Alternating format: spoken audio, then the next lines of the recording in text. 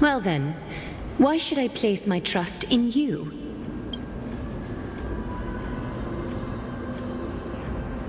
Holy maiden from afar. Wait, this is... I don't quite understand what you're trying to say. Since the prophecy has already pronounced your name as Chrysos, heir of death, Algaea ought to treat you as an esteemed guest. However, you seem to have no intentions of concealing your involvement with the Council of Elders, while most likely being aware of my issues against them. I cannot deny your claim. It was the Council that offered this room to me, and they had only one request. They want the curse of death to be completely subjugated to your will. I was agreeable to that request. But why? I am unable to rid myself of this innate curse. However, from this day onward, I shall use it according to your will. I will never make any superfluous moves on my own. I see. So that is how they plan to control the Flame Chase journey. They have shifted the heavy responsibility of granting death over to me. If I ever become obsessed with executing people, they will then have ample reason to terminate the Chrysos heir's journey. And yet, you seem to not mind. This is quite surprising to me. That's because the fate that we were born with is a burden far heavier than that of an individual's life. I've woven many unforeseen events into the tapestry of fate. This is but one instance. Tidy up your precious garments and come with me. Algaea welcomes you, Castorice.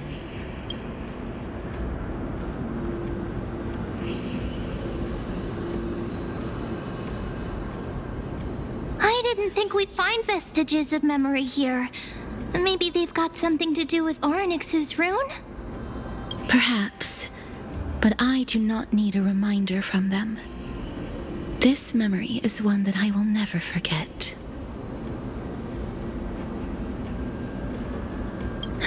Indeed. While my relationship with the Council has always been quite ambiguous, Lady Algaea has never taken any precautions against me. Instead, she's shown me nothing but complete trust. I really want to repay her for that trust. But why would this memory appear right now? Is this really Orynyx's power?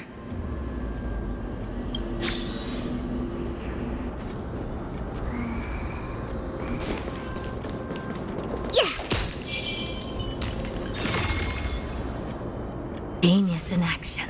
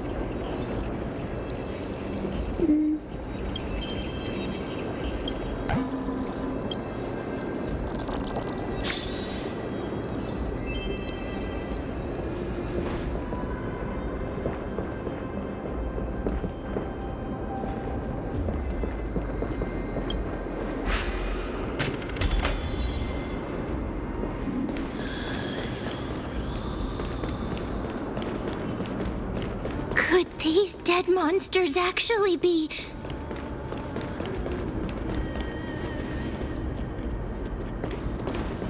If Lady Cipher... Why are the black tide monsters here too? Can they swim in the River of Souls?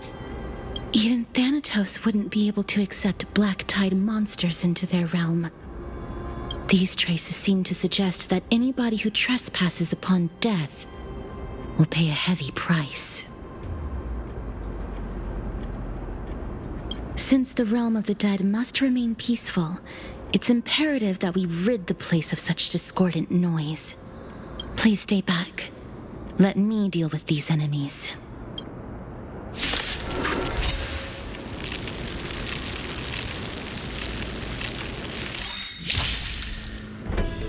In the mood for another beating? Choose him to strike. Wow! My turn.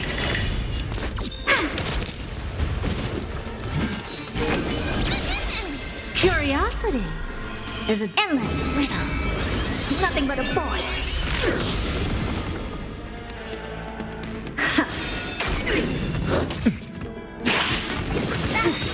Me!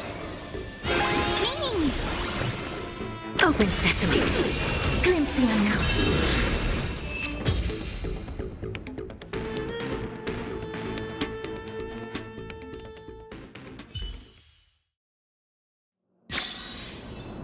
Amazing. The path ahead is blocked by the River of Souls again.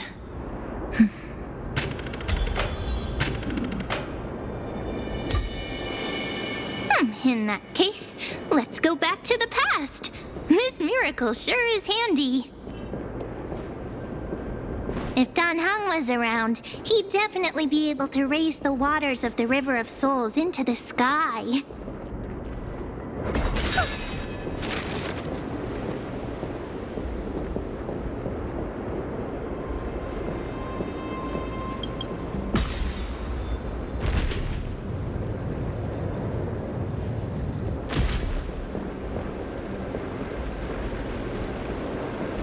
If Lady Hyacine was... You seem to be able to discern both the past and the future.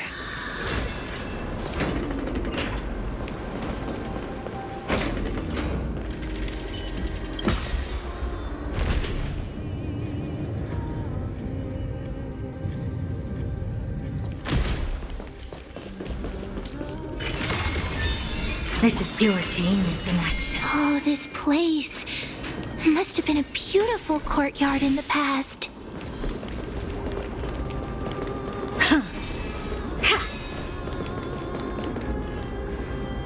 Please excuse me. I am but a scholar from a distant land who had the misfortune of falling into the River of Souls and turned into a member of the dead.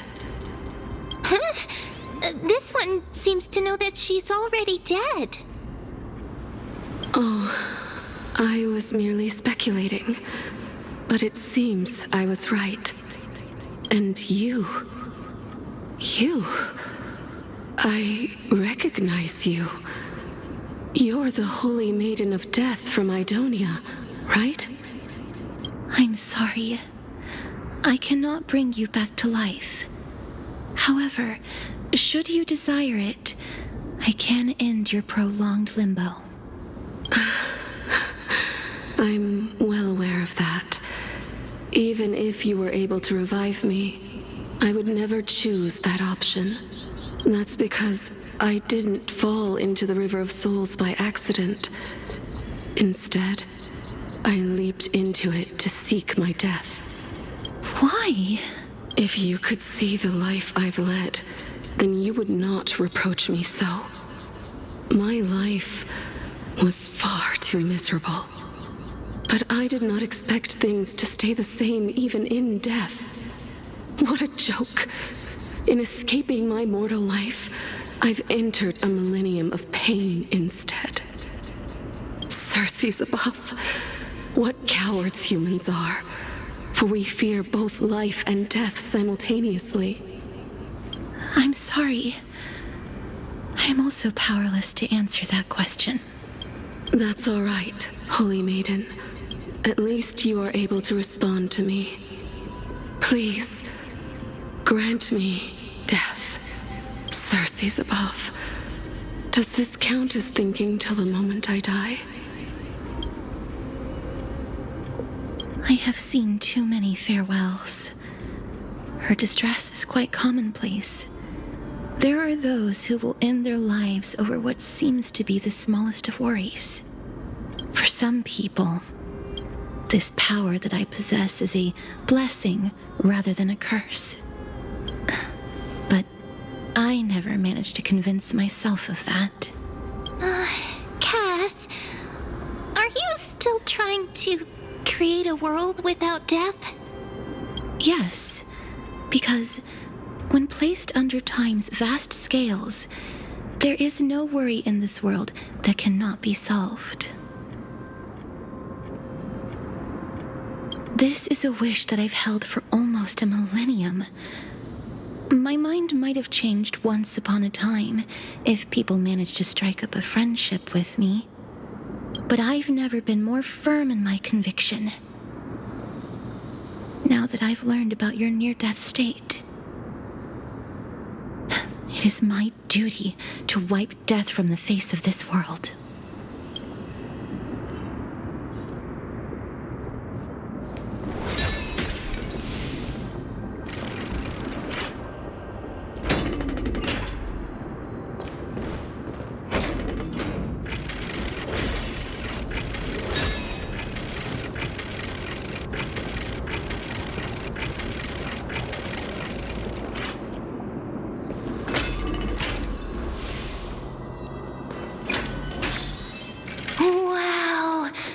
This place is so spacious. Is this the kingdom's vault? That's fine and all, but we need to lay down some rules. We're not gonna return to the past to steal things. Do we need to enter that doorway to climb even higher? There seems to be a person. Oh, more like a soul guarding it. But how should we get up there?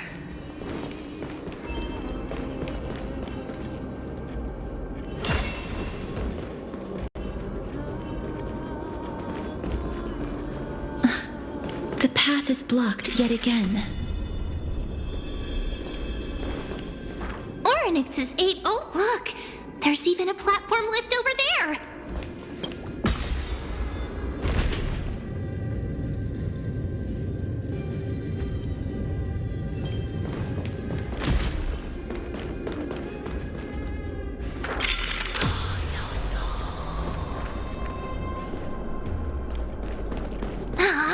A chest of the past has been left behind, but none of its treasures remain inside.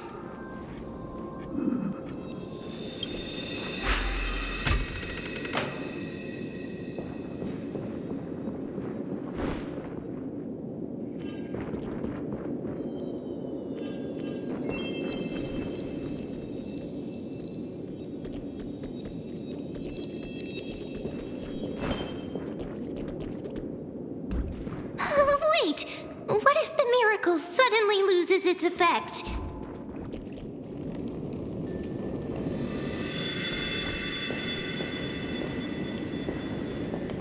Mem, do you really want me to answer that?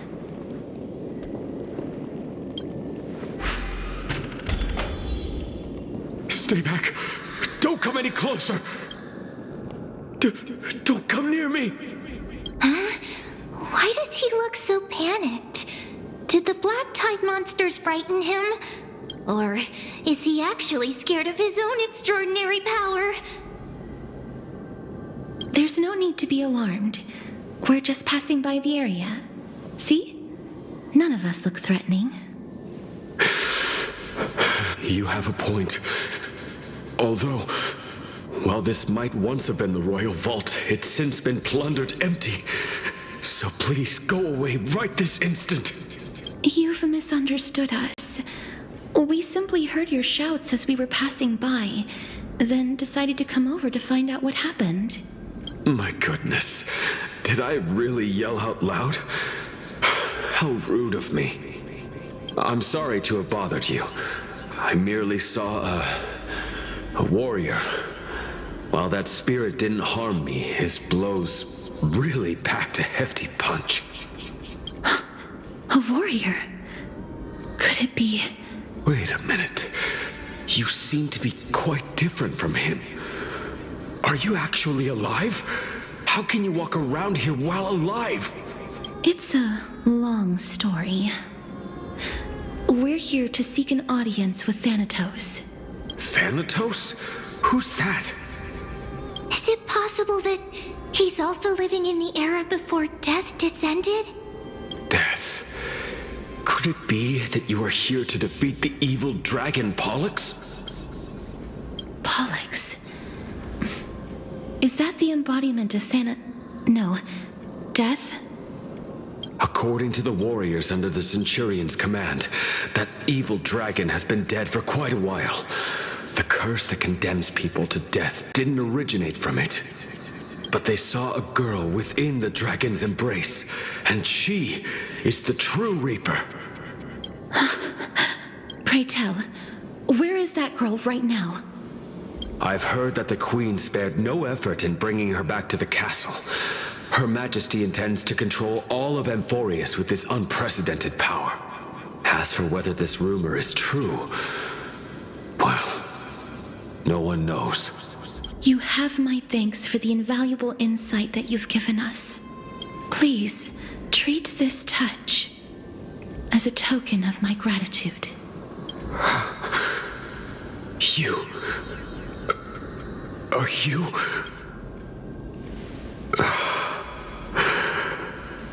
Thank you. This is his...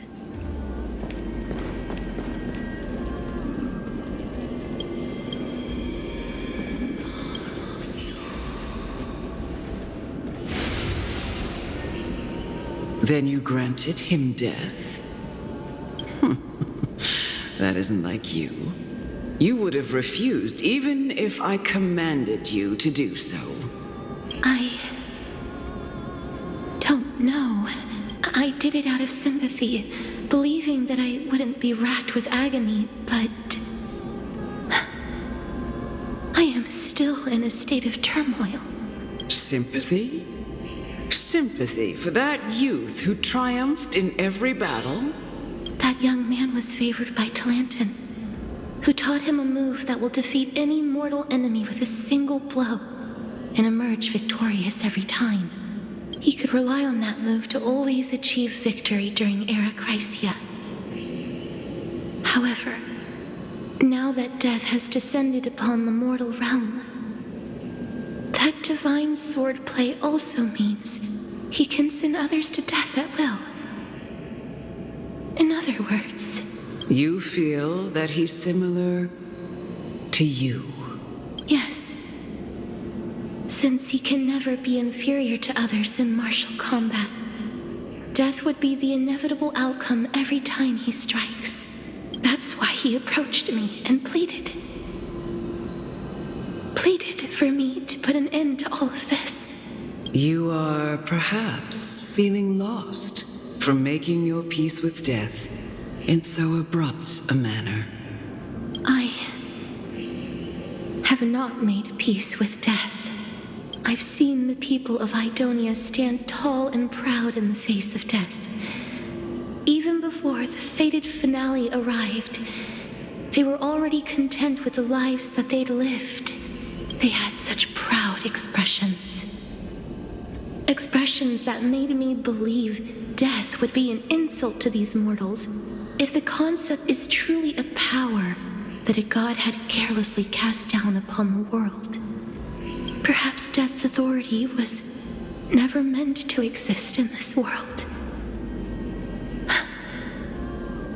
Just like how I shouldn't exist. I won't refute your beliefs for now, but would you be interested in listening to a story of mine? It's a fairy tale from foreign lands, told by the person who brought you to me in that ice field long ago. A tale told by the Queen of Styxia. What? Wait a minute.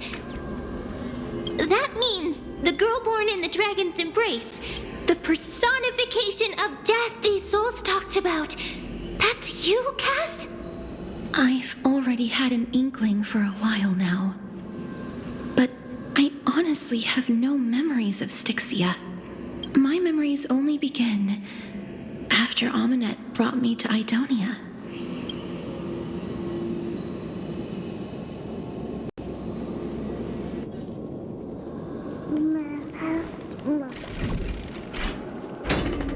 Don't look back. Keep moving forward. Always. It's yet another eulogistic butterfly.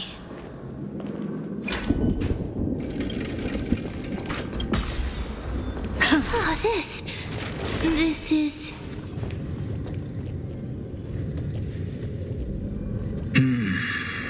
Living ones? Oh, could you be the scions of Styxia? Did you hear about the great work that I'm doing here, and have thus arrived to give me the last material that I need for transmutation? Great work? Have you heard of the great name of Pollux, perchance? You have? Then that's good. During the age of myth, a time likely before your birth, I was the unsurpassed zenith of alchemy that none could reach. On the shoals of the River of Souls, I shall make Pollux soar again and bring death back to the world. But didn't that dragon already bring death to the world? Oh, looks like you don't know the whole picture. Well, it's true that the missing girl can grant death to mortals. Pollux, the one who delivered her onto this world, makes it so that humankind cannot die. So, it's just as I feared. This is my guess.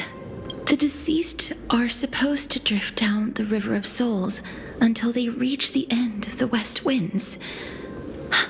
But this River of Souls was blocked by Pollux's fall. That's right. That's why it's imperative that I bring the dragon back to the mortal realm and make it soar the skies again. I have long since prepared my alchemical matrix in the tower.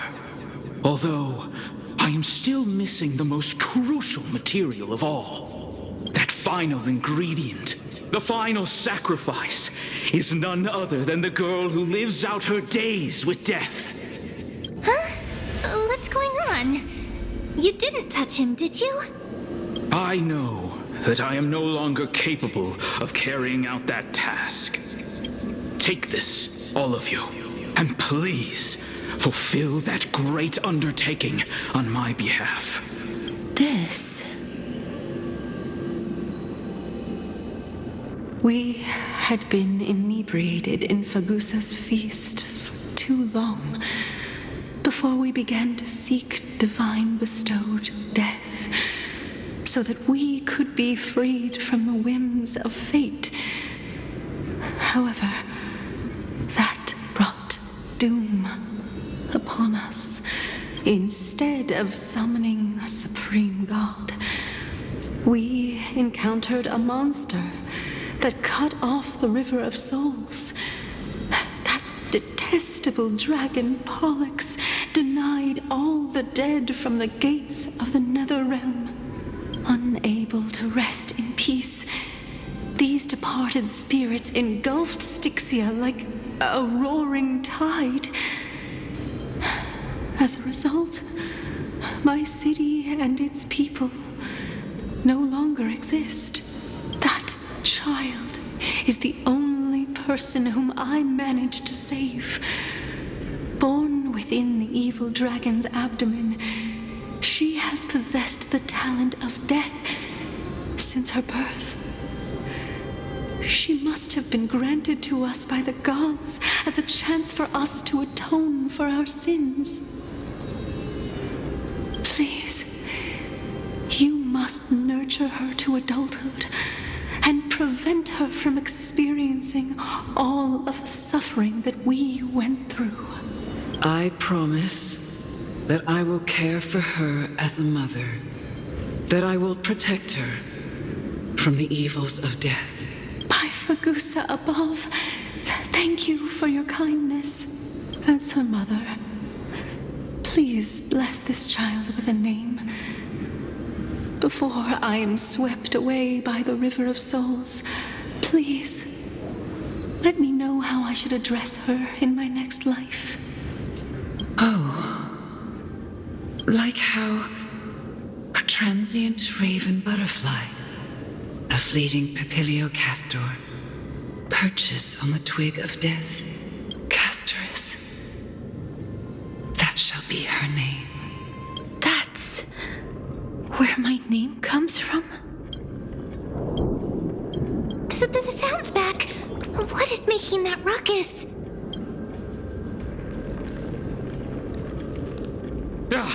Living ones, don't waste your time bickering. The Netherrealm's wrath is falling upon you. Black Tide creations. When did they... Miss, please fight them with caution. Be careful not to suffer the same fate as those Black Tide creatures!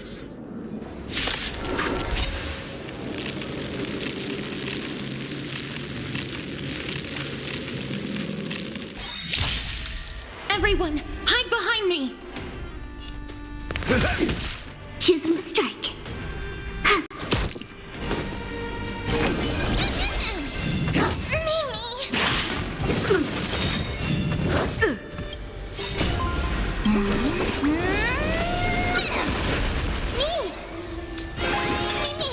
Never seen perfection before. Open sesame. Confidence.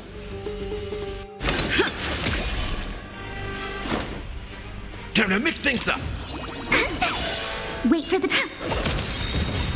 Curiosity. Endless riddles. Nothing but a void.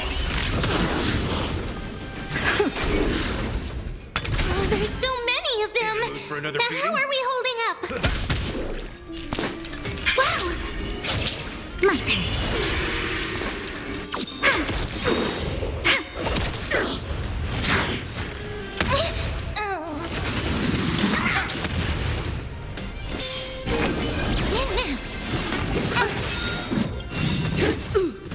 Nice, like a good, my friends. Indulge yourselves!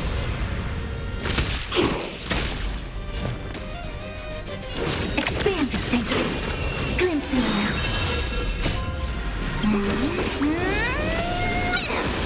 Mimi! I don't have time for games. Open sesame. Curiosity. Endless riddles. Nothing but a void. Expand your thinking. Watch it crawl. Here. Our souls. For the feast of strife. Upon their triumphant return.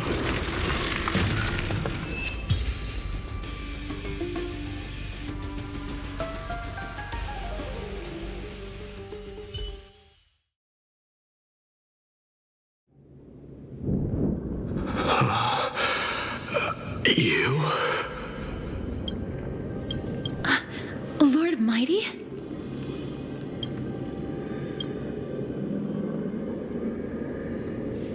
Lord Mydei, you've been through some tough battles once again. That black tide is endless. My death is only temporary.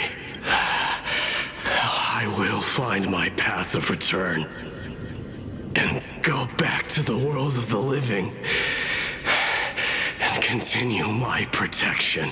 Lord Mydei, I have always wanted to. Why does death reject you? I'm the one resisting it. I must resist. The temptation to go with the flow.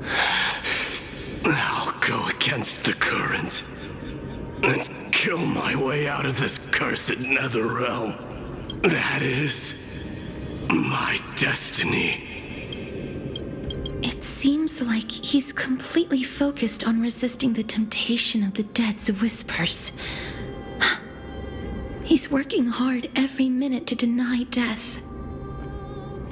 It seems his battlefield is not limited to the world of the living. Lord Mydei, are you willing to travel with us? We're headed for the Matrix inside that tower to summon Thanatos from their prolonged concealment. Thanatos challenge. Death. That's right. If we can work together and defeat them, you won't have to be troubled by the curse of immortality any longer. Let's go together, Castorice. Let the person who has brushed against death countless times guide your way. Cass, are you sure you want to do this? The alchemist said he wanted you to be a sacrifice. I'm not afraid. There's no reason for us to turn back anymore. Rather than standing still, taking action is by far the better option. Perhaps fate might take pity on us today and show some compassion.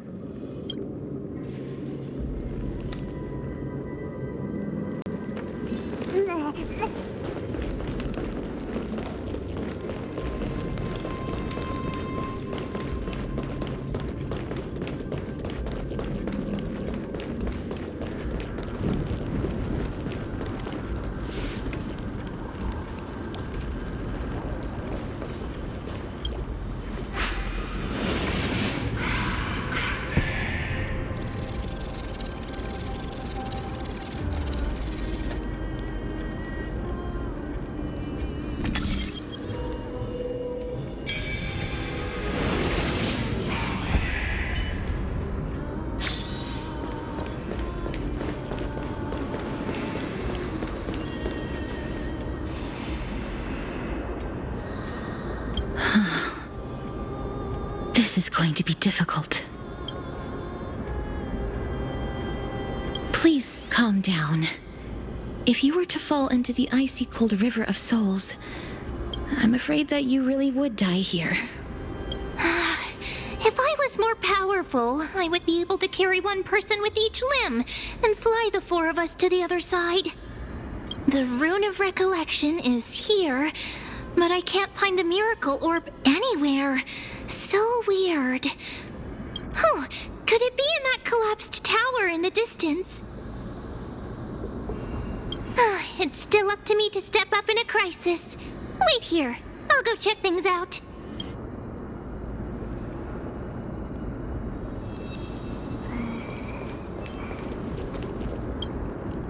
Just shout for me when you need my help! Got it! Just leave it to me!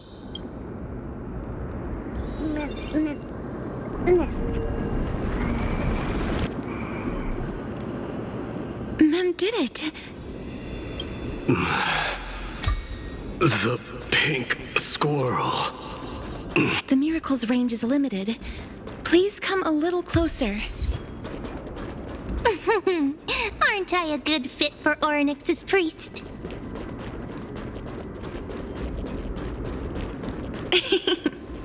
Of course. You're the most competent priest ever. The alchemical matrix should be behind this door. Wow, there are so many of you! It's little Cass and little Grape. Oh, there's also little D and the pink puppy! Trianne? Aren't you... Get what? I'm getting even more confused. This is The first time I've encountered a deceased friend while going upstream in the River of Souls. It really works like this. Just like the other departed spirits we've encountered along the way. I'm also unable to sense the aura of the living on Lady Trianne. Yup, you're right. Trianne already knows that she'll not be able to return to everyone's side. But Trianne believed that little Cass would eventually return to the Netherrealm. So, Trianne has been standing here, at this spot closest to the world of the living, and waiting for little Cass. Oh, it must have been very tough for you.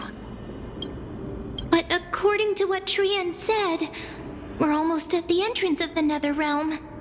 Trianne promised Trevi and Trinan that when little Cass got here, Trianne would get the gift ready and be the first person to run over and welcome you. So, little Cass, don't cry. Please, accept this. We finally finished it. This is what Lady Trevi once mentioned. The gift for me that you didn't manage to finish. The Holy Maiden of Janus. Even when separated by life and death, their thoughts are still connected. Trianne spent a lot of time drawing this. Trianne hopes that little Cass likes it. Seriously? It's seriously a wonderful drawing. Lady Trianne.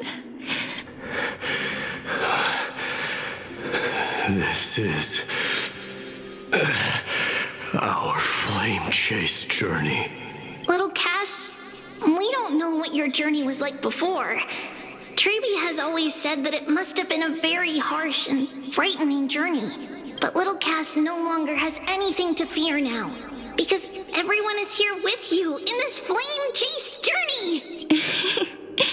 That's right. Only now, when I see Lady Trianne's gift, do I realize that I've already obtained so many things I would never have dared to dream of since I embarked on the flame chase journey.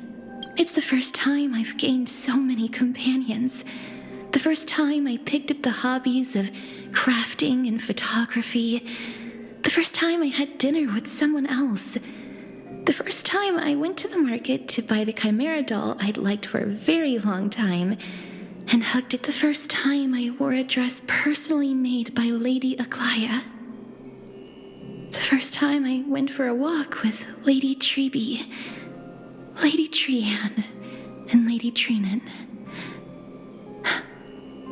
The first time I enjoyed the night breeze and looked up at the stars with Miss Hyacine. The first time I took care of Dromesis with the Trailblazer. Looking back at all these experiences I never thought were possible, it feels as though the scales of my life had shrunk from centuries and decades down to minutes and seconds. And all of them are so precious. I took countless photos in the past, but they're all black and white landscapes. I don't have a single one with friends. If I had known, I would have taken more pictures.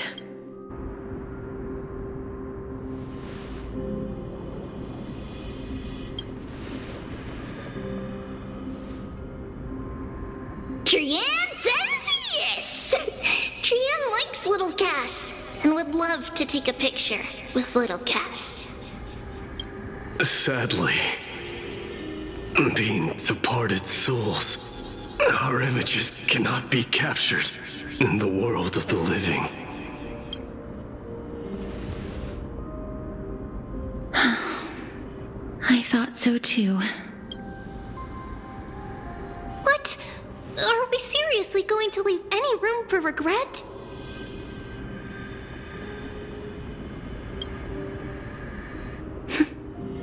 There won't be any regrets. This vivid drawing surpasses any photograph from the world of the living. Little Cass smiled. Trevi, Trinan, and Trianne's wishes finally come true! I remember you once said that fate is not the flowers that bloom at the end of the road, but where people tread beyond the gate. Now, the path that belongs to me is about to reach the end. Thank you for bringing me the final key. Key? Little Cass, why are you talking in riddles all of a sudden? I have a feeling that soon, this gift of yours will become the key to saving Mrs. Life. Wow, that's amazing! Then keep smiling and carry on bravely! Little Cass, Little Gray, everyone, see you tomorrow!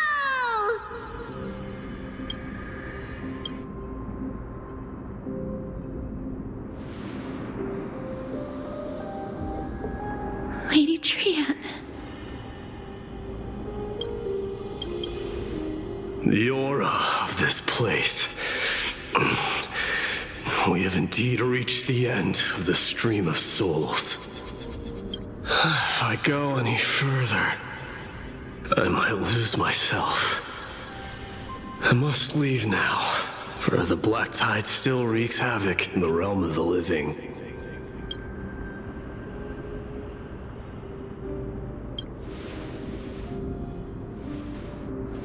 I seek not to enter the door to the nether realm. Castorice, will you fulfill your duty for the flame chase?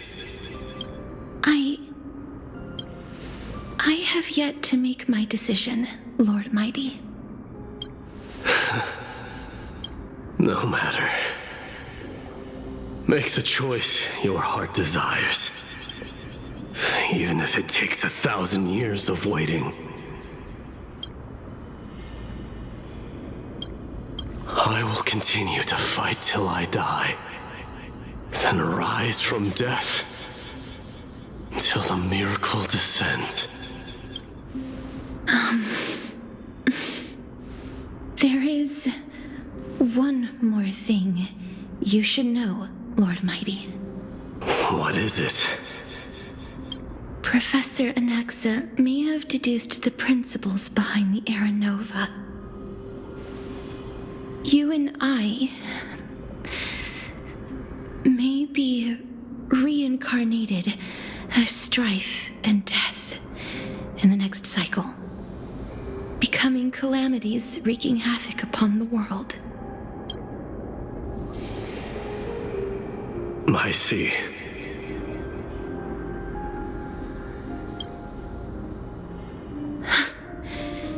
Is that all? Are you going to accept such a fate without complaints? Do you have a strategy to shatter the shackles of our fate? I haven't found it yet. Perhaps I never will. Then, cease wasting your thoughts on futile matters.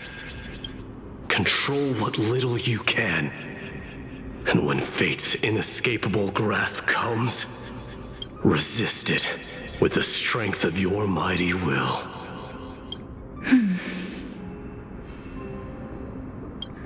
Thank you, Lord Mydei. I will find the right decision.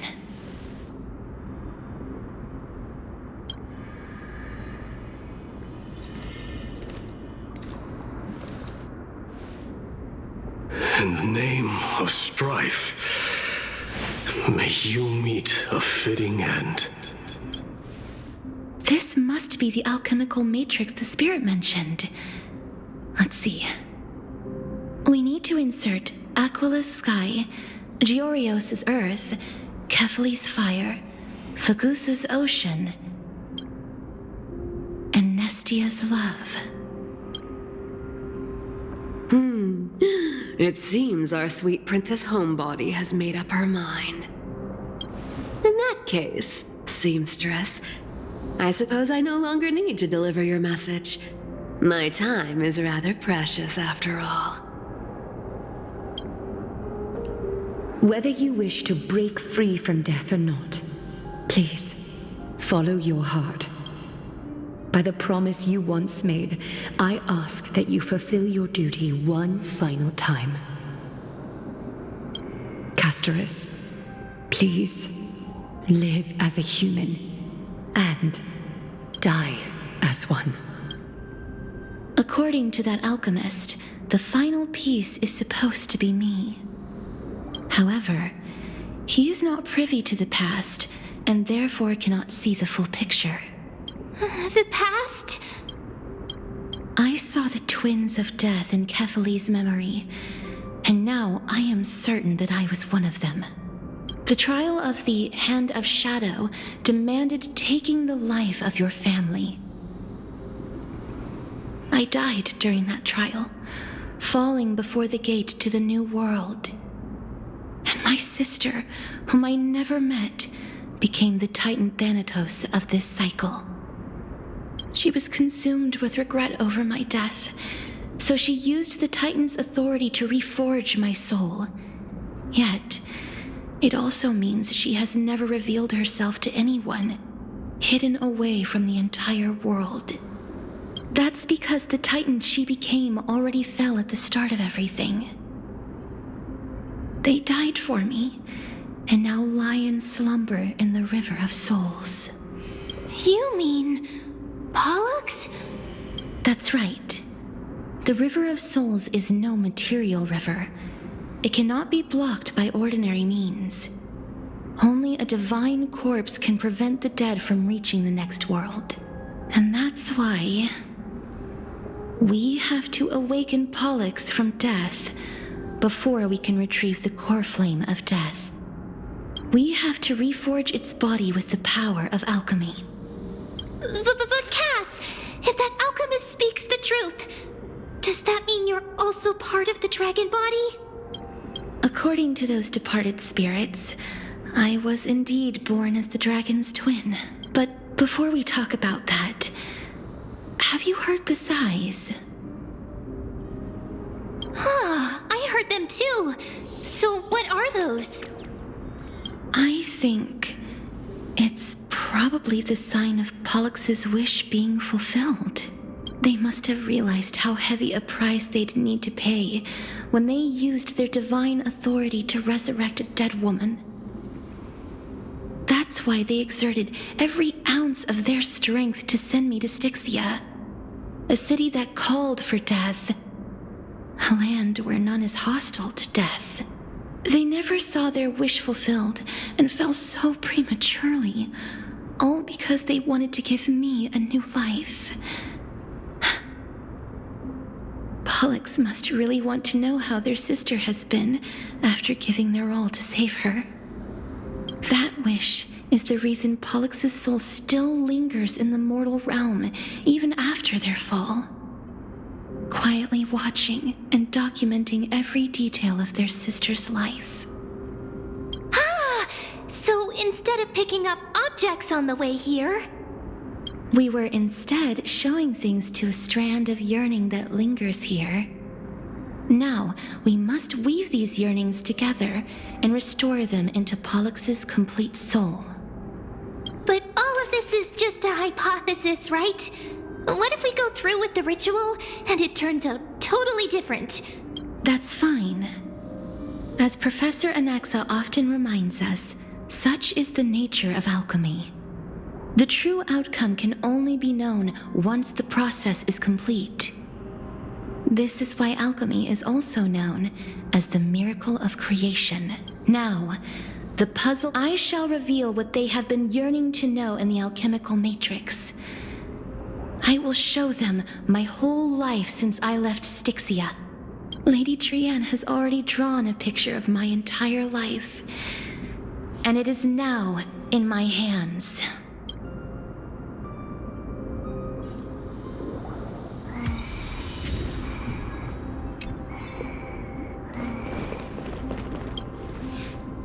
Then, let the ritual begin.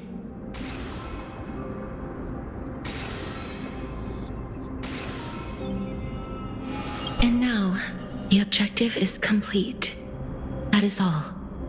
Such is what Professor Anaxa always says after preparing for an alchemical ritual.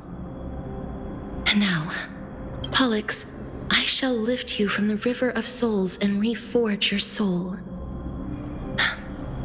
Perhaps you will be disturbed by this, and your body may become horrifying to behold.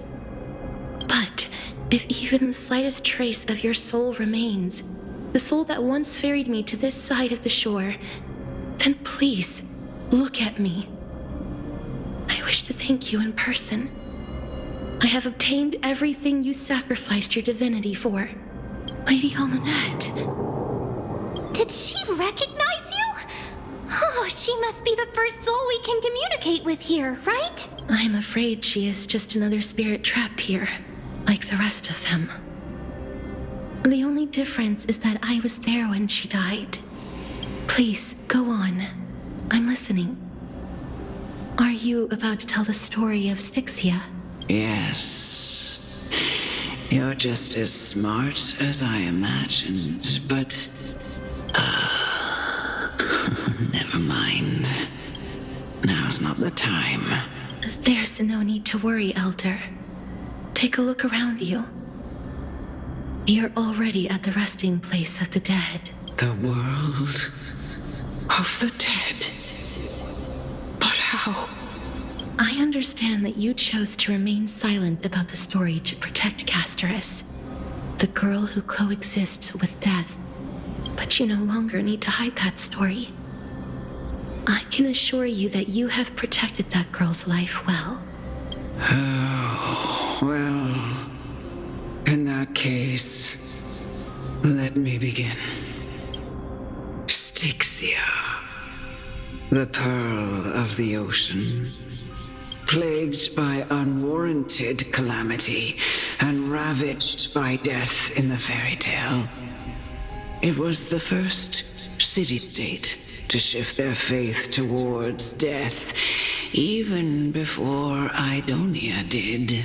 From where you stand now, I suppose that's a bit hard to believe.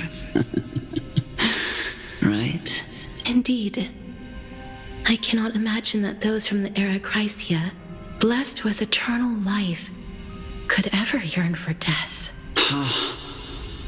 I have pondered the same question, child. But I am afraid there is no clear answer to it. Journeys and epics are only glorious and magnificent because all things eventually fade to dust. That's how someone once explained to me why death is necessary to the world. But I still can't take that as the final answer. Would a world without journeys and epics be worse off? I take it the one who spoke this line was a general, or perhaps a warrior. I, however, did find some inspiration in these words. Would you like to hear my thoughts, Castorice? Please enlighten me, Lady Almanette. Though I have already made up my mind on how to handle the authority and core flame of death, your words might truly guide me toward the path forward. You and I are neither warriors nor generals. Therefore, journeys and epics cannot truly resonate with us. But what if I reframe it like this? What if love is not a trait bestowed upon mortals by Nestia, but a blessing from death? Love. No one ever invented the word cherish in the era when life was eternal. For all the good things in the world can be revisited endlessly, and every bond formed carried no risk of being severed. The so-called era Chrysia was an age devoid of both virtue and sin. People did not truly live. They simply existed. going through the motions without passion or purpose, then waiting for something to happen. Perhaps the people of Styxia chose to embrace death not out of fascination with its cruel and fearsome side, but instead became fixated and obsessed with the impulses and desires tied to a finite existence. Therefore, death is not a thing of fear and desperation, but... That's right, Castorice. It is the reason we shed tears when parting ways, and also the original spark that ignited the passion of mortals. If you truly intend to deprive the world of death, then be prepared to witness it return to a state of stagnation. I understand, Lady Amunet. Our limited lifespan shapes all that we know and love. Not even the Death Titan has the right to take that away from humankind again. Nestia's love was the chrysalis of Gold's first blessing, but it most likely wasn't understood by mankind. We only learned to interpret this wonderful gift after Thanatos' arrival. If the world was bereft of death, then the Queen of Styxia wouldn't have played midwife in delivering me into this world. You wouldn't have welcomed me into Idonia, and Algaea would never have invited me to join the flame chase journey. None of these stories would ever have happened, and I would never have lived, let alone found happiness. Thank you, Mother.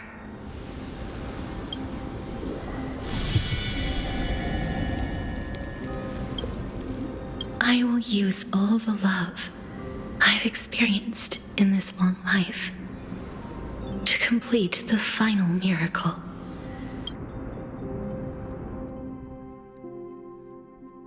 My teacher, Anaxagoras, grant me the wisdom of all things. I call upon thee, the stripped dead dragon's corpse.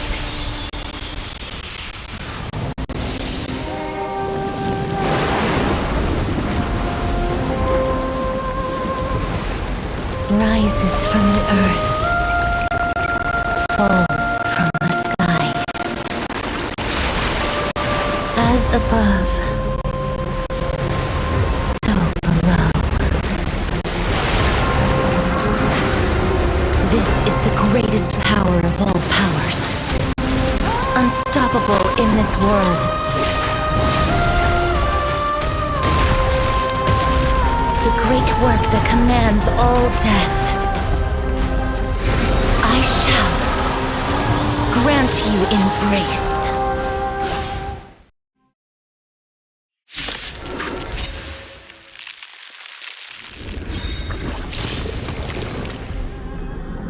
Decided to play your ace, huh? Time to mix things up.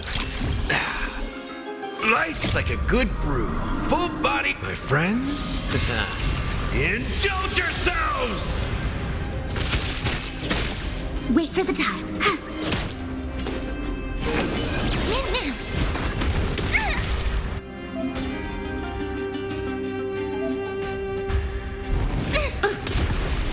Is the girl who once saved my life truly gone? I don't have time for games. Open sesame. Or will you show yourself again, once we eradicate this hatred and regret? Before? Expand to thinking. In the mood for another beating?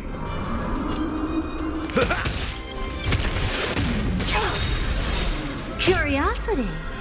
Endless riddles. Nothing but a void.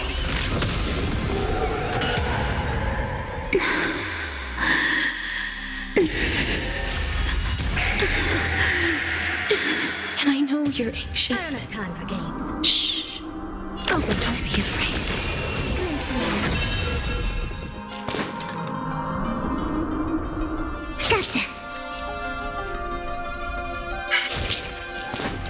luck of the draw. Please, and victory!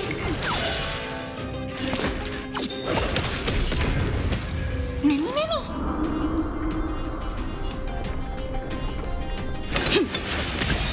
Step up, let's see ya. Time to mix things up.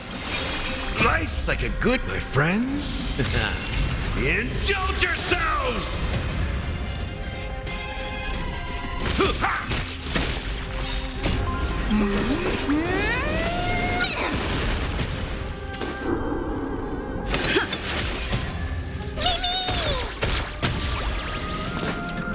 Stay calm. My turn. Never seen perfection before. Expand your thinking.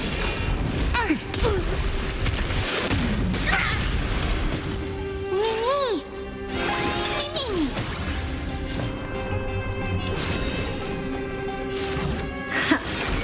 Curiosity.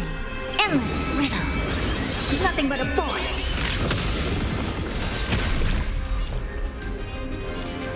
Open sesame. Watch it crumble. There's no more need to weep in grief. I Step up, let's see ya. will grant you peace.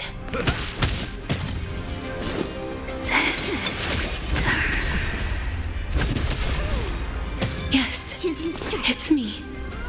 I'm back. Come on.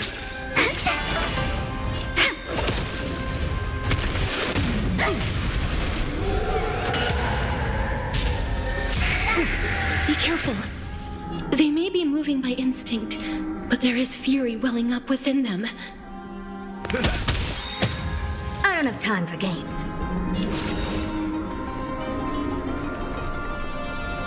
Expand your thinking.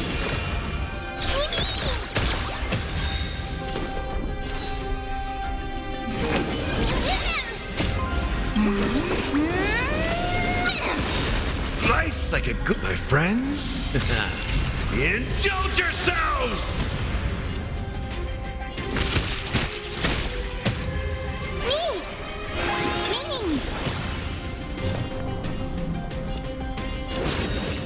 Open sesame. Curiosity. Endless riddles. Nothing but a void.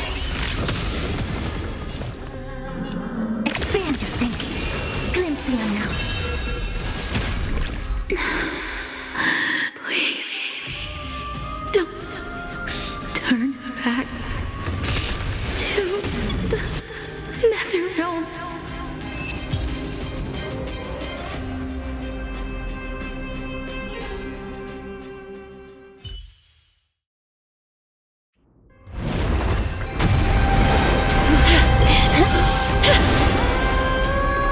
Oh, death. Sleep in peace.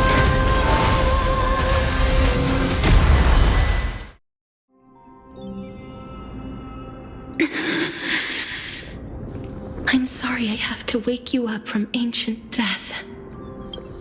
And I know you're anxious. Shh. Don't be afraid. Do you remember me? I'm the girl you once carried across the Sea of Souls. I'm sorry I wasn't able to remember you, but with the help of many people, I was finally able to pick up these broken fragments of my past.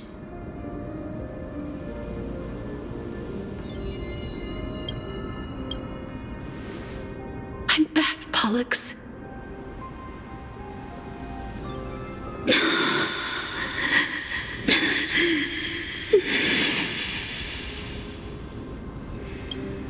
I know this might not be what you wanted, but I have to do this.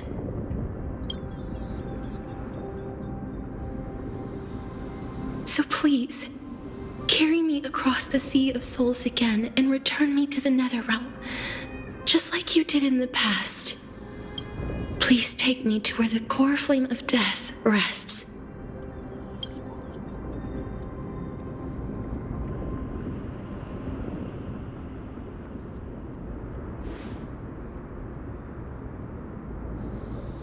I'll be going now.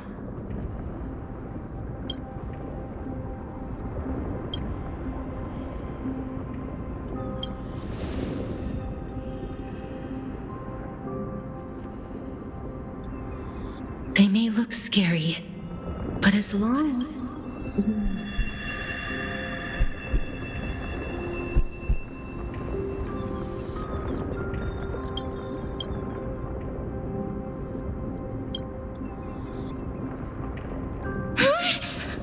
What's wrong?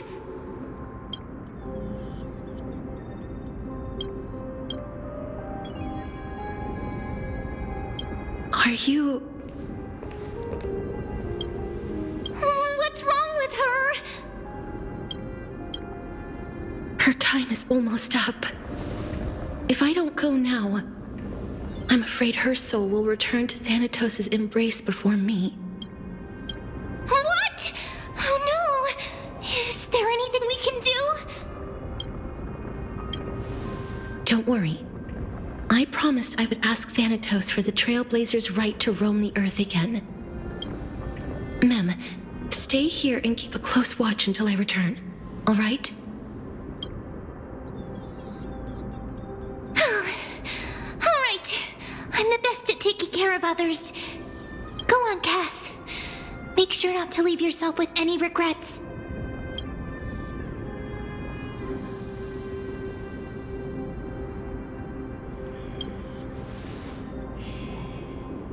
That's not funny! It's a deal then.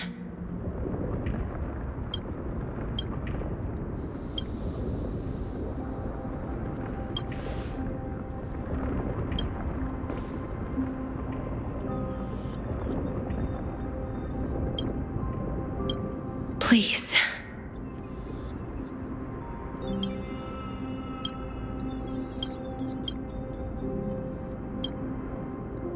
Wait for me.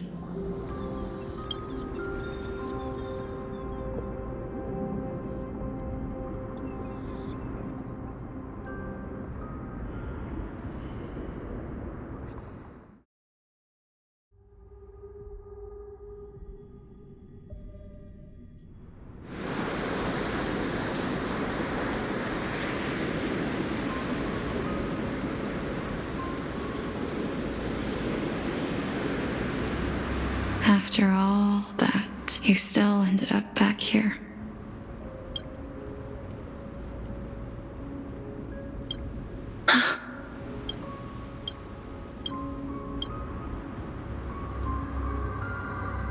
So the legends were true. The Netherrealm really is a sea of flowers. Yes.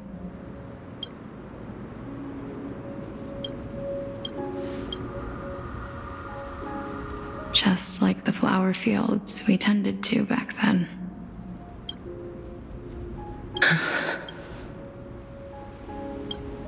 Is that you, Plixia? Do you remember me? I don't have the memories from that time, but I've seen you before during an experiment. I see. Call me Thanatos, then. It'll be easier. However, since you recognize the name, you must already know everything about Thanatos, right? Yes. I'm here to reforge the order of life and death in Amphorius.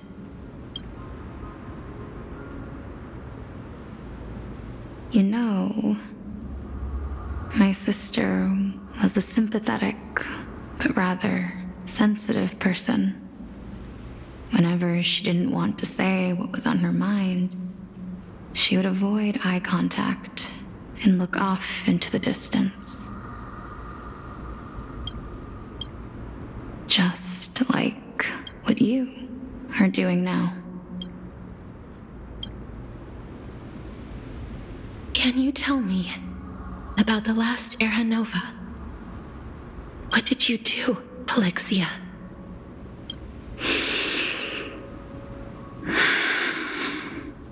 Where should I begin? I suppose we can start from the beginning. A long, long time ago, there were a pair of like-minded twins. As foretold in the prophecy, they were chosen to be successors to the god of death. But fate was cruel. The price of attaining divinity was to take the life of a family member with our own hands. That trial was indeed recorded in that memory. Then you should already know that my sister voluntarily gave up her own life so that I could ascend as the demigod of death. But I couldn't accept that. Why did we have to kill each other for a future she'd never see herself? That's not fair.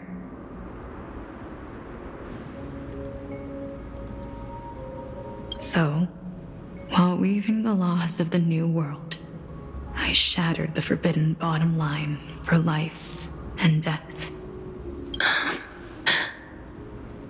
I reshaped my sister's soul and took the form of the great dragon Pollux to carry her up the River of Souls and back into the mortal realm. But our fates were already decided and manifested in unexpected ways in response to my futile actions. Aging is an unbreakable law of nature laid upon humankind, created at the same time as death. When the living die, their souls will meet Thanatos, who would determine where every soul goes. If the Reaper raises their left hand, the soul is granted death and allowed to enter the Netherrealm to await reincarnation. If they raise their right hand, the soul is rejected by the Netherrealm and returned to the mortal realm to continue walking the earth. That's why the Hand of Shadow can only lay down judgment and not embrace another being. Yes. Death was originally a pair of hands, but they were split in twain when we reached the mortal realm, never to touch each other ever again. The half of Thanatos that represents life, the undying human who grants death, that was the curse I forced upon you. Then, what about you? As the half of Thanatos representing death, I shoulder the fate of defying death. I died the moment I entered the world of the living. From then on, my Titan also no longer existed in this world. The cycle of life and death stopped. Souls were denied their audience with death and were left stranded within an ever-rising river of the dead.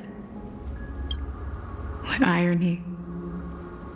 My selfish desire to save your life gave you and the world a fate far worse than death instead.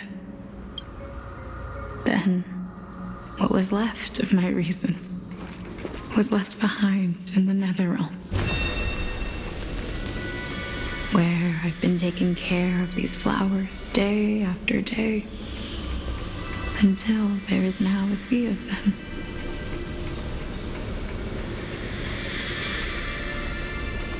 All while mulling over the subject of life, death,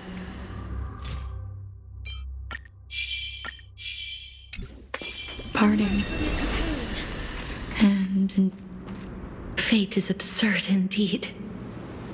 Our lives were a mirrored image of one another, like a pair of hands.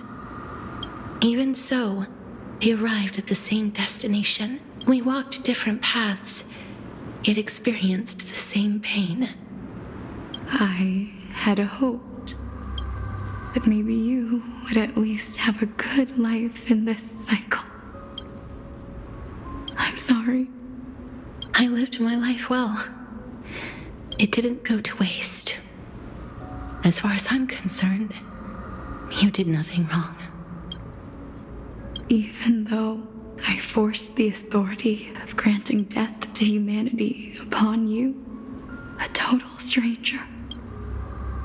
Too many responsibilities were forced upon me in the course of this long journey. I was once lost, even upset. But I realized recently that if it weren't for your blessing, I wouldn't have understood the source of these emotions, nor would I have realized my purpose. I wouldn't have made it here to reunite with my missing half. And we wouldn't be discussing our past while sharing the same view of this landscape. I wouldn't have understood the meaning of our existence. The meaning of our existence.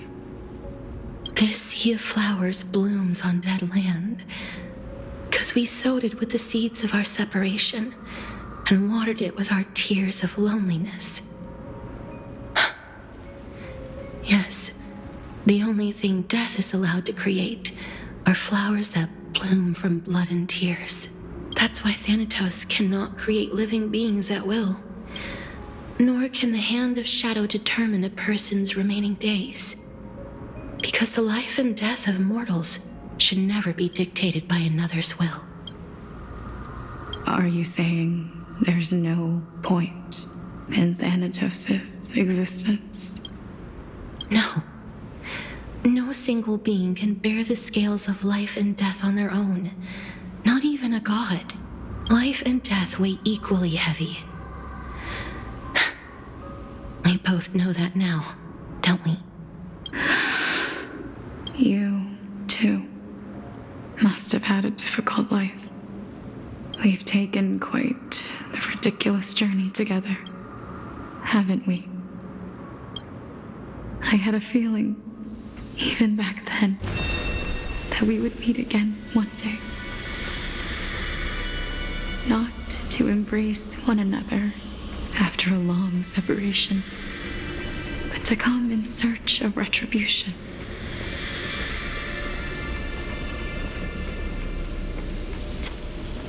It's been far too long. I've waited here for centuries, watching day after day as desperate spirits are denied by this lonely wasteland. I always hoped I would see you among them, but I was also afraid of seeing you. I didn't know how I could possibly face you again, but more than anything, I was afraid that you might have forgotten all about me. I know. But don't you see, Polixia? I made it back anyway. You don't have to shoulder death's authority on your own anymore. It was always meant to be held in two hands anyway. So, let's give our core flame to her and have her take it back to the mortal realm. Give humanity back their cycle of life and death. Our responsibility as Thanatos was never about picking out favorite souls. We were only meant to watch over life. Let's tend the field together and create a warm sea of flowers for all the souls to come. What do you think, Polixia? Yes, just one last step. You shall wither, and through that, the dead will sprout again from the remains, and be reborn with the dead flame. As foretold by the prophecy, Thanatos' authority is only destined for only one person to wield. As the Chrysos heir of death, as their demigod, as a titan, our fated moment has arrived once again. Just like before. Yes, just like before. But unlike that time, the ones undergoing the trial this time are prepared. You've made up your mind? Yes, as dictated by fate. But I won't be afraid. As long as you're here with me, complete your trial in this life. Grant me the embrace of death, and light the spark of life ablaze. You've been tempered by life and death. I know you'll be able to give this wasteland its first breath of life. Like a raven butterfly, flying swiftly into the netherrealm, perching on the twig of death. I will. After this, I will remain permanently in the Netherrealm. The River of Souls shall return here and rain down from the sky, scattering souls across the earth. The cycle of life and death will flow once again. This sea of flowers you sowed shall bear countless joyous or sorrowful souls, and bloom evermore.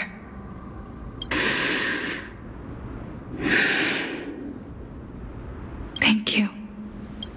Just one last thing. Can you grant me one wish? Of course. What is it? Please, don't forget me. I promise you, when we meet in the next world, even if I have endured another reincarnation,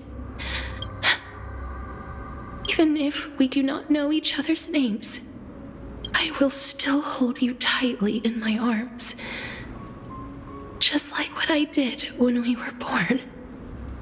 Castorice. Castorice, you're as beautiful as a fleeting butterfly.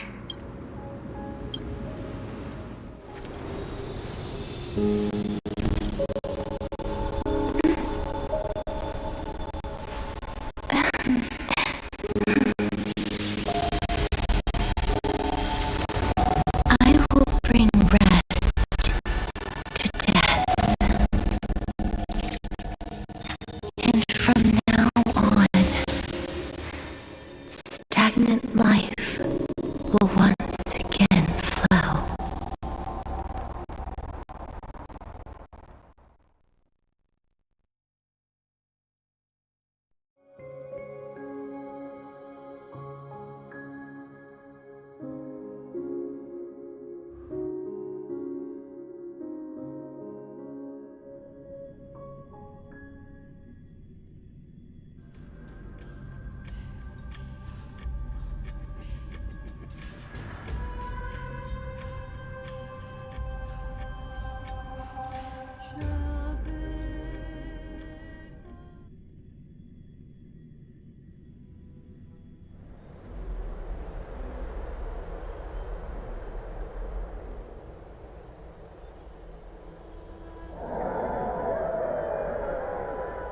Time flies.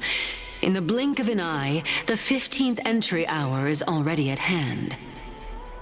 When this farce is over, your soul will be placed on the scales of life and death. Are you ready? No need to ask so many times. Of course I am. Then why do you drag your feet? Is your fear of crowds holding you back again? I simply find them too noisy. Paying attention to conceited fools like them would be an utter waste of my time. Such harsh words. As I see it, you are no less arrogant than they are. I couldn't agree more. Oh. I did not expect to hear that from you. Are you not going to refute me? I know myself better than you think I do.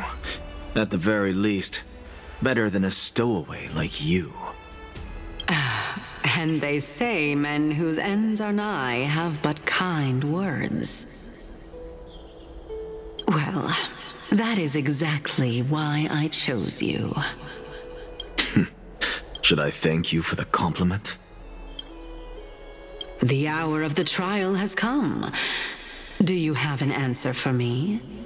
And how will you prove the veracity of your argument? I suppose there is no point in putting this off any longer. Do you recall where we stopped the last time? You were saying that Amphorius's history is cyclical. Indeed. The demigods that bear the core flames eventually become the new titans at the world's end. Remember what happened on the Holy Mountain? Calypso, Naias.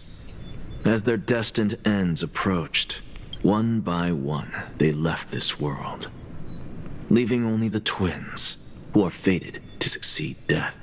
Unfortunately, while their journey is consistent with ours, you and Calypso, as well as Nicodor and Naias, act as supporting evidence.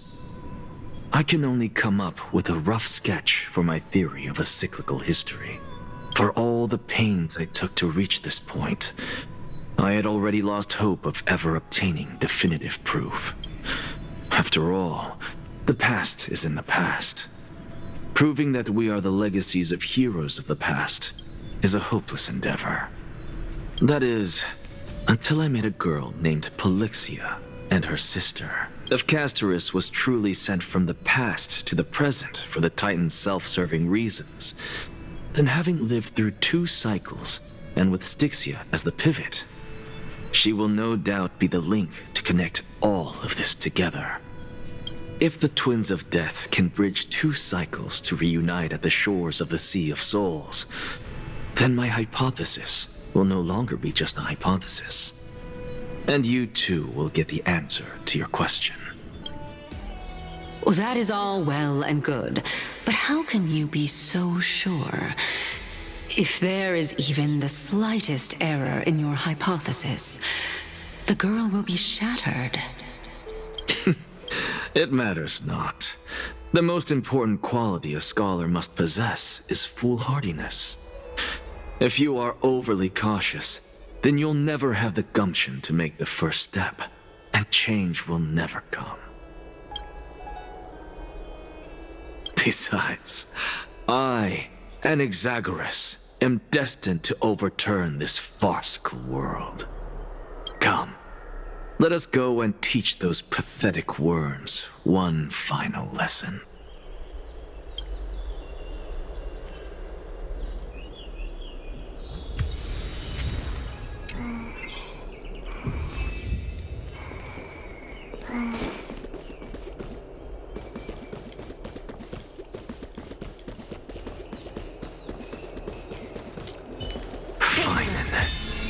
So they are leaving the final... Let those Chrysos heirs who started this terrible war hear you. Let them hear the voices of the people!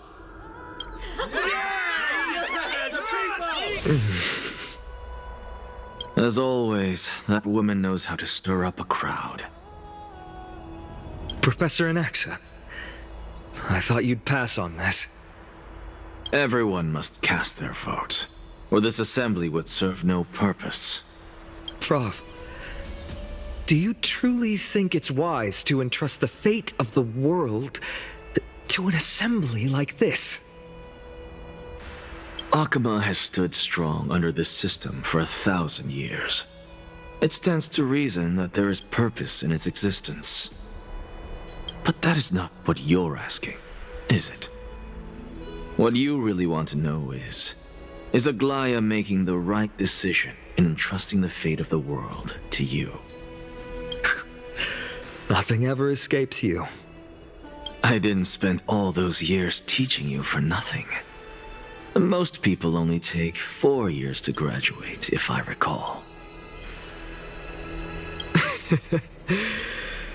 To tell the truth, I feel like I'm on my way to an execution chamber instead of a podium.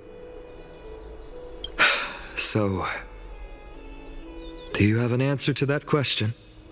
No, I don't. I thought so. Because that question is not yours to ask in the first place. Is Algaea entrusting the world to you the right decision? Don't make me laugh. That is a question that woman must answer herself. Why are you fretting about this on her behalf? Or have you been seeing yourself as her pawn all this time? Listen up. I'll say this only once. Flip your perspective around and ask yourself this instead. What should I do to ensure that the world doesn't stray from the correct path? That is what you should be thinking about. You still have time, so give it some thought. Oh, and don't bother telling me the answer. Tell it to those begging for salvation from the gods. Got it. Thank you, Professor Anaxa. That's Anaxagoras to you. Who will you be voting for? That'll depend on how well you perform. May Circe safeguard your thoughts.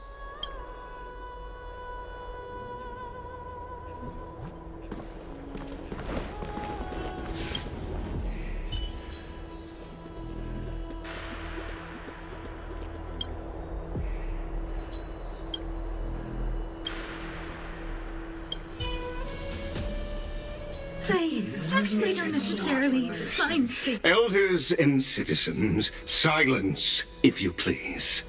As the Theoros, I present to you Phainon of Ides Elysiae, virtuous citizen of Akima, and the last speaker of the assembly. Much obliged, Lord Lycus. I remember him. He's the penniless lad working for Algaea. Where's Lady Goldweaver? Why is she sending this guy to give the last speech? Is this really the end of the flame chase journey? Can this dude really face down kindness? I actually don't necessarily. By Caelus above, dear citizens of Akima, as you look upon me, so too do I see you. I see your fear and misgivings, your apprehension about the discord between the Chrysos heirs and the Council of Elders, and your uneasiness about the future of the Holy City.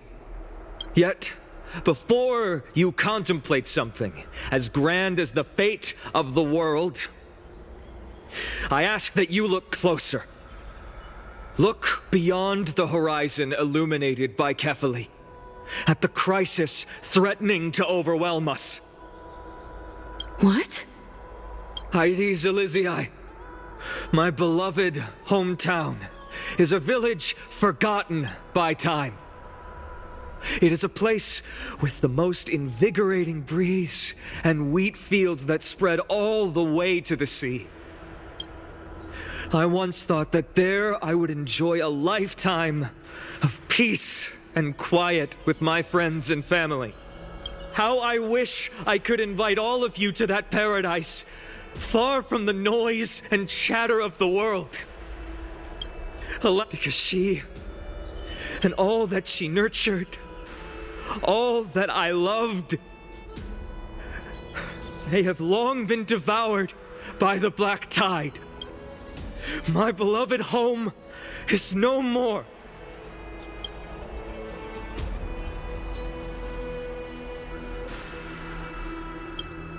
I will never forget the day the black tide struck. My father, Hieronymus, fought with a broken sword to his last breath to protect his child. My mother, Aldada, she was ripped apart by monsters. Also, I might live to stand before you here and now. Galba, he was a hunter. But in the end, those arms that once drew a bow instead embraced Piso, his beloved son, as they both breathed their last. Pythias, the teacher, risked her life to save her students, but a burning beam fell on her, crushing her. And what of Livia, her daughter? Did she make it out alive? No, she didn't.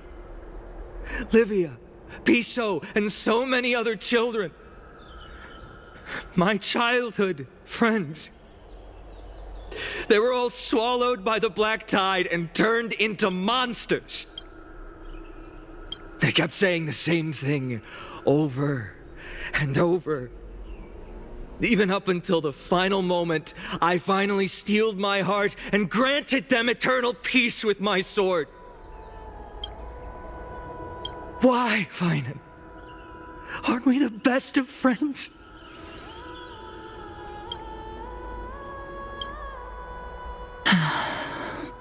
That is the black tide.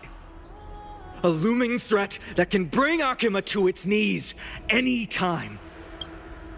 Kindness may have promised that with the 3 Titans of Calamity gone, Akuma will return to an era Chrysia once more, but much as it pains me, I must disappoint you. While the demigod of strife has done everything in his power to hold them back, they are still coming. By now, the name of that black-robed swordmaster, the Flame Reaper, has likely echoed throughout the city already. The roaring thunder is a message from the strife demigod. The Flame Reaper has risen from death, and they hunger for the core flames of the gods.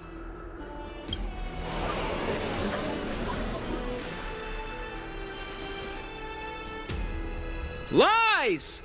If such a powerful enemy is indeed approaching, why is Akuma still a picture of peace? Exactly!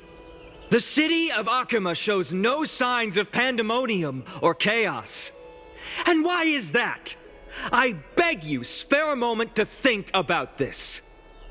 Are we able to stand here and hold this assembly in peace today because the danger has passed? No! This peace we enjoy is no gift of fate. We are able to stand here today only because the Chrysos heirs have stepped up and shielded Akuma from calamity.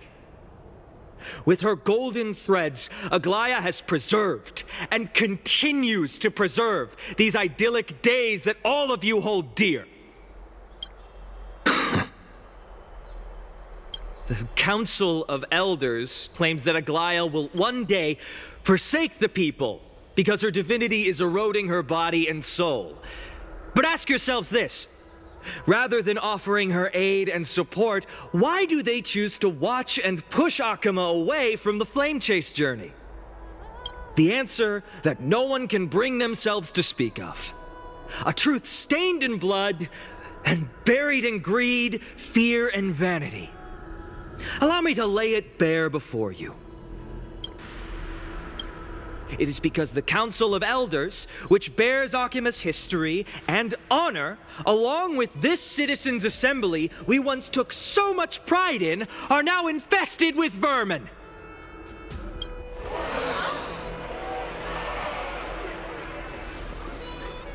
You insolent whelp! How dare you! It is true that Algaea has reached her limit. Why? Because she has been working tirelessly to weave the defenses of our holy city against the encroaching evil. All while these vermin are making up baseless accusations about her and scheming in the shadows. Not once has she ever failed Akuma. Yet these vermin attempt to tear her apart, tarnishing her name with unfounded allegations. She may have been blessed by divinity, but hasn't her heart always stayed true to humanity? They attempt to mislead you and reduce this assembly to a crude standoff between gods and humans, but citizens of Akuma. Once more, I implore you to open your eyes and look at those around you. Examine them closely. Beneath all that finery, do you see the good heart of a human or the poisonous glands of a pest? Make your judgment, then turn your gaze to the demigods whom so many of you regard as cold and merciless. Do you not see the light of humanity in them? and those who wear the mask of humanity yet utter only hurtful, slanderous words. Can you not see that their souls have been corrupted by power?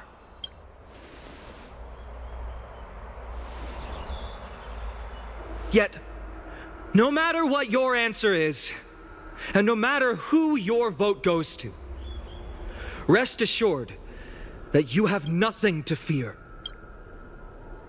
For Algaea, Tribios, and I will remain your faithful guardians and pledge our lives to upholding your decision. And this vow will stay true until the end of our days, where it will be passed on to future flame chasers. A steadfast and unwavering promise that shall endure through the ages. He's absolutely right. The Christmas heirs have only our best interests.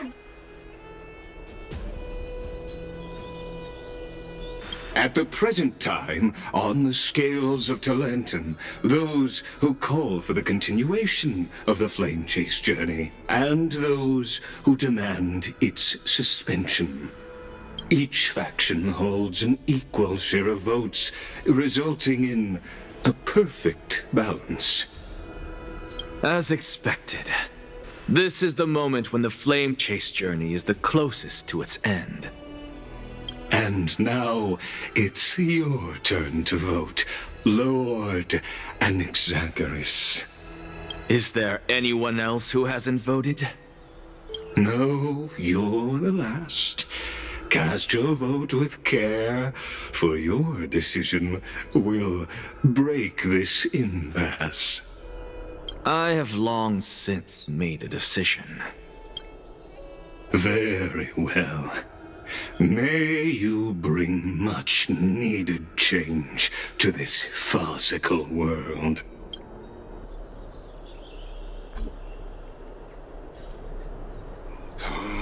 The last vote. Vote for kindness! Who will he vote for? The die Who will is he cast. vote for? The die is cast.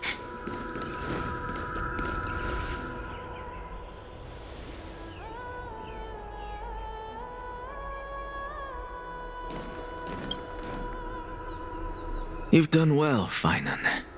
Given the circumstances, delivering a rousing speech to stir up emotions was a prudent move.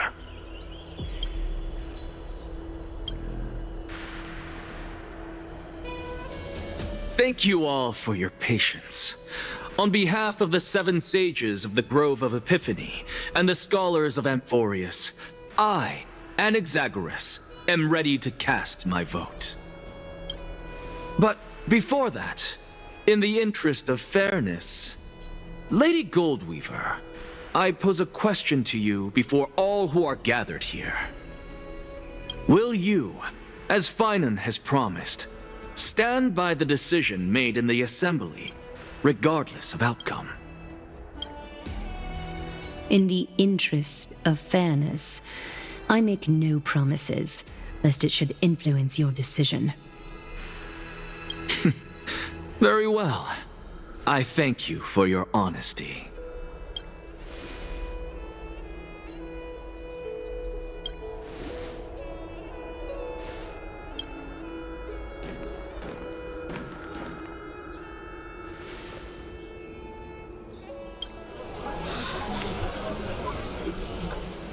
What's he doing? The stakes are high. Let's be patient. Cut the act! Who do you think you are, wasting our time like this? Lord Anaxa, please do not forget that I... Rule number 1, do not call me Anaxa. Rule number 2, never interrupt me. Silence is golden.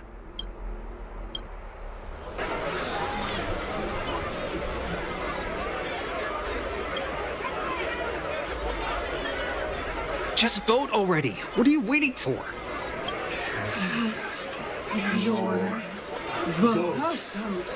Cast your vote.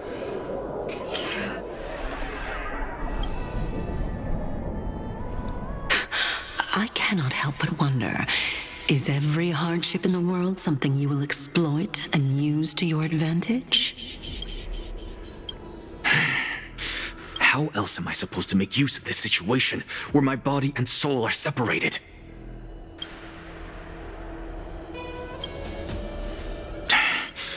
Oh, Circes. Or should I say Calypso? Accompany me on this final journey.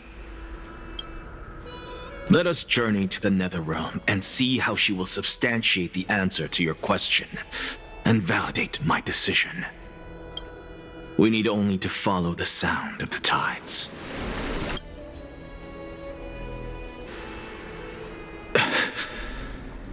You are... Well done, child. Just as I foresaw, you have achieved great things. Teacher. What a twist of fate. A blasphemer raised in the doctrines of the Venerationists. It's like a foal kicking its mother in the belly after taking all her milk. I respect you immensely, sir, but... You cherish the truth even more. So, child, do not be troubled by the criticisms I have borne. Do not let those voices hinder you as you forge ahead. As the sage of the Venerationists, I am duty-bound to oppose you. But, as your friend and mentor, Anaxagoras, I say, go forth, for the truth is already in your hands. I will keep that in mind. Go now, child. Your lonely pursuit is about to welcome a new chapter. And when you reach the end of this journey, may we meet again with the truth before us. You have my word, sir. May Circes safeguard your thoughts. May Circes safeguard your thoughts. You are right, Empedocles. My lonely pursuit is about to welcome a new chapter. I must be on my way now. May we meet again with the truth before us, Empedocles. What are you waiting for? Just cast your vote. Silence! Silence, everyone! Behold, Circes, here at the center of the world, I shall write the final step of my proof. For this place is but one step away from the truth.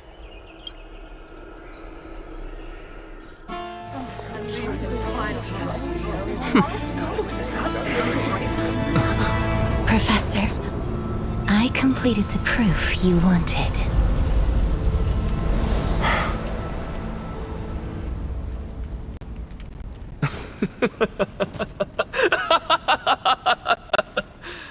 Thank you, Castorice. The answer is plain as day. My vote goes to the Flame Chase journey and nothing else! Elder Kindness, I have deciphered the truth of this world.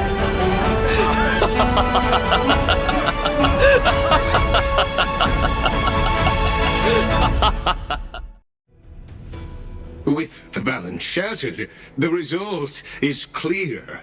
By carefully enter Lenten above, as the Theoros I have observed. No! Ligus, you can't! Anaxa, what have you done? Have you lost your mind? I hope you are prepared for the harsh punishment awaiting you. Mark my words, I will make sure that clever head of yours never forgets the price of betrayal. Have you forgotten? I told you that happens to be one of my rare talents. You put on such a grand performance just to aid their preposterous flame chase journey? Performance? No, you are quite mistaken. I may be paranoid by nature, but I've always been known for my honesty. If you really understood me, Lady Kindness, you'd realize that I never had any interest in your pathetic little game of politics. Factions, standpoints, they are jokes in my eyes. I have never once switched sides, because I, and I alone, am the truth. Lady Kindness, with all the citizens here as witnesses, we should honor the spirit of democracy and respect the decision of this assembly. I have observed that Akama has chosen her destiny. You! It seems not everyone is ready for the assembly to end. By your leave, Lord Lygus. Interesting. Elders and citizens, your attention, please. Stay for a moment more, if you will. What is this performer? Just moments ago, all of you made a decision on the fate of Amphorius. As a supporter of the Flame Chase journey, it pleases me to see the choice you have made. But I regret to say that I still harbor doubts about this outcome. Thus, I hereby challenge this resolution. Tell me, who among you dare swear to Kefali's name that Era Nova will truly welcome the fairy tale ending that the Chrysos heirs have promised? A beautiful new world free of calamity and madness? Nonsense! That's impossible! No one? Must I pick somebody to answer? Very well. You, the one acting so wise and profound. In front of all present here, do you dare swear that it will happen for sure? No? Fine. Next. You, the one with ignorance written all over your face. Yes, you. Do you dare swear by it in front of the Titan? What are you trying to do? Useless. Your turn, then. With that smug look of yours, you must be confident that the Flame Chase journey is the best course to take, right? Hey! Mind your tongue! So, no one? I see. In that case, Phainon, answer me this. Your speech was filled with such passion just now. How confident, then, are you in making this promise? Professor, what are you doing? Let him continue with his performance.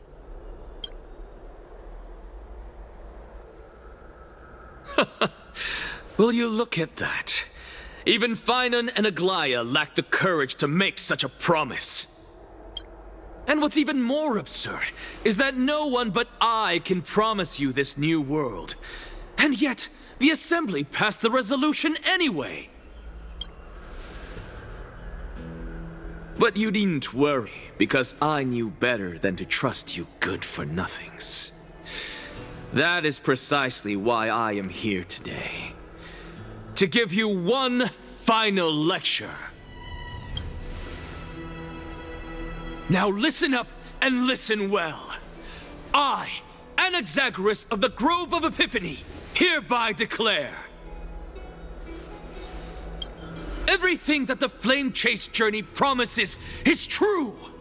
Phainon of Ides Elysiae, the prophesied demigod who shall succeed Kefali, will reforge each and every one of us in the new world with his complete, intact memories. What? The core flame-bearing titans were the Chrysos heirs of yesterday, and the Chrysos heirs who carry the core flames today will become the titans of tomorrow. All of our souls shall endure for eternity in the miracle of the World-Bearer. And all under Kefali's protection shall step into that new world. Nothing but this is pure blasphemy! Say that. It's impossible. What? Are you saying that we must bow down to you and worship you even in our next lives? Enough, you blasphemous imbecile!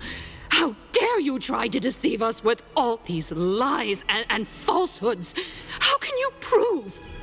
I told you, don't interrupt me. But since you've asked, I shall be kind and indulge you. My statements are based on my experiments on the divine body of Caelus themselves.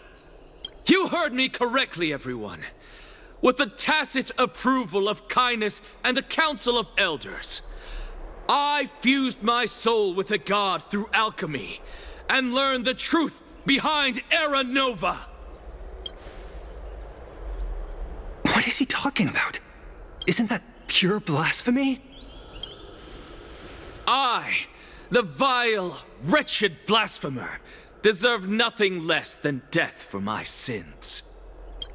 And the Council of Elders, which granted me consent and aided in committing this atrocity, should face punishment alongside me. By the gods, even Caelus has betrayed Akama. The Caelus above. We're carefully above.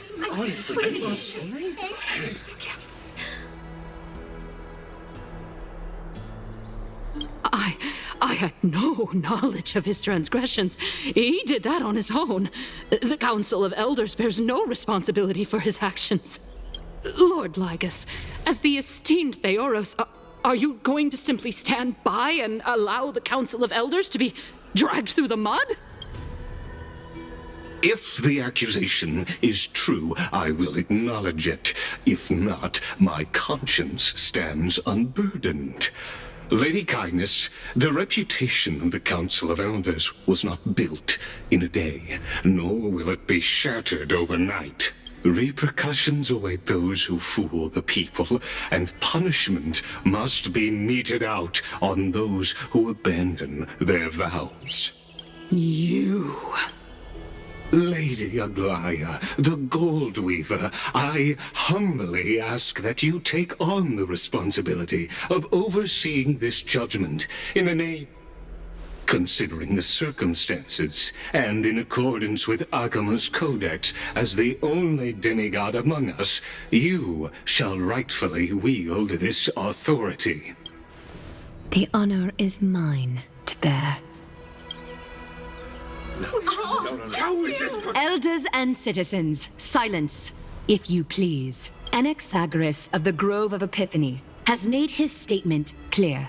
First, Elder Caelus of Akama and Lygus the Theoros stand accused of neglecting their duties and abusing the law, leading to the egregious blasphemy against a god. In the names of Talanton and Caelus, Akama is to form a committee before the 7th action hour to conduct an investigation and disclose the findings to the public for subsequent judgment. Yes! That's what we deserve! Curse you! Now, concerning Anaxagoras of the Grove of Epiphany, he has confessed to grave blasphemy against Caelus. In the names of Talanton and Caelus, the accused must be allowed to hear the people's voice prior to the execution, for a chance at a reduced sentence and possible pardon. Professor. Let him die. Let him die. Let him die. Let him. What decision will you make, Lady Goldweaver? Enough with the hesitation, Algaea. Let him die. Then, in light of the people's voice, O Talanton on high, may you bring death upon him.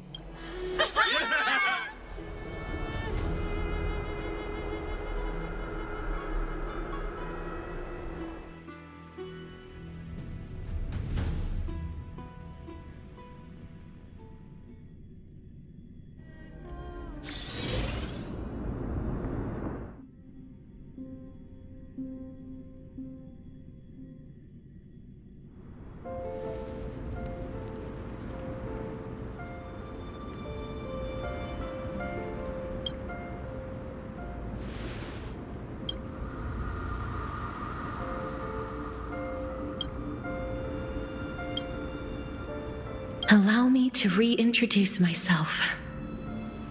I bore the name of Castorice while walking among the mortals. And now, I stand as the demigod of death, the living side of Thanatos. Welcome to my realm, where the west wind ends.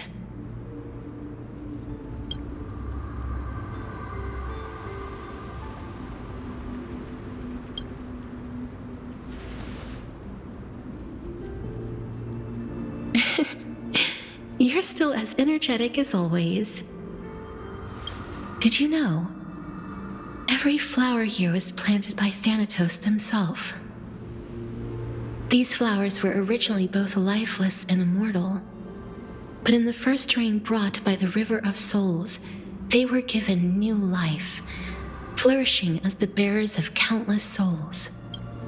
And it is my duty as the Master of Death to tend to their well-being and foster their growth in this serene haven. Similar to the structured cycle of life and death in the mortal world, these flowers too shall wither and fade, returning to the earth and then ascending to the sky with mist and tides. Eventually, they will descend to the mortal land as gentle rain. Yet, sadly, there's no time left for Amphorius to wait for when the flowers bloom again. Now, death is the power at my fingertips. It once led the souls of the deceased here, but I shall open the gate of the netherworld and return you to the realm of the living. In exchange, please, take the core flame of death with you and complete the flame chase journey. Do not let our work thus far be in vain.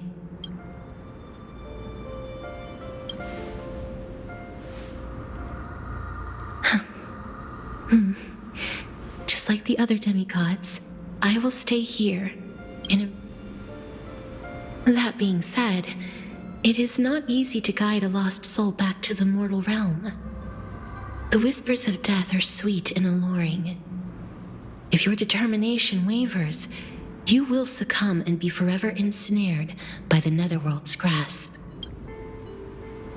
Please consider this a one-time exception.